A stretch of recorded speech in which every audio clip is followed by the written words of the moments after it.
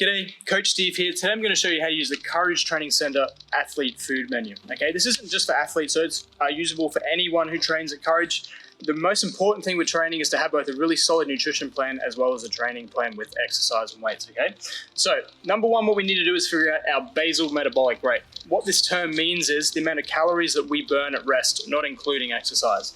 This does include our day-to-day activities. So the reason there's a range here is because some people do have fairly sedentary jobs and other people have fairly active jobs. People who are on their feet all day will be using the higher calorie amount. The people who are at their desk and not moving around too much throughout the day will be more at the bottom end of the range here. Now, this is my height here, 186. So I'm using just my height, and this is the calories that I would be consuming. Generally, for most people, I go right in the middle of the range for their first week. So I just set them at about 1900 for myself, and this is it here. We then take into account our exercise. So per 60 minutes of training that we do during the day, we're going to be burning around about 300 calories, and that comes into play as well as our basal metabolic rate. So I've chosen 1900 here, I've added 300 to that, and now I have a daily calorie intake of 2200 calories here. If I train to 2 hours, I just add another 300 calories, additional 600, we're at 2500 there, and etc. If you're training 3 to 4 hours, you just really need to increase the calories to make up for that. Then we take into account our goals. Goals are super important. So do you want to gain weight, generally muscle mass, or do you want to lose weight, generally body fat? Okay, so to get bigger, we need to eat more than our BMR plus our exercise. So for me, taking our 1900 base, plusing 300, and I'll just take 60 minutes of training for that day, 2300 plus would mean I would start gaining weight over time.